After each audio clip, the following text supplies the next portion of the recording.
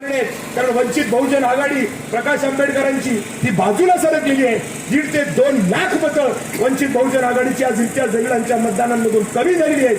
त्याचबरोबर चंद्रकांत खैरेंच्या मतांमधून सुद्धा भुमरेंचं मतदान कमी झालेलं आहे आणि त्यामुळे ट्रॅक्टरला जेवढं मतदान मागच्या वेळेला पडलं तेवढं जर मतदान ट्रॅक्टर परत घेऊ शकला तर 200% या ठिकाणी विजय आपला होईल, याच्यामध्ये कुठलीच शंका नाहीये. हे तुम्ही नीट लक्षात घ्या अशी माझी तुम्हाला कळकळीची विनंती आहे. फक्त यावेळेला निशाणी ट्रॅक्टर नसून टीव्ही आहे, टेलिव्हिजन, दूरदर्शन, टीव्ही सेट हा आपला आता निशाणी आहे आणि त्या निशाणीकडे तुम्ही लक्ष ठेवा बारकाईने.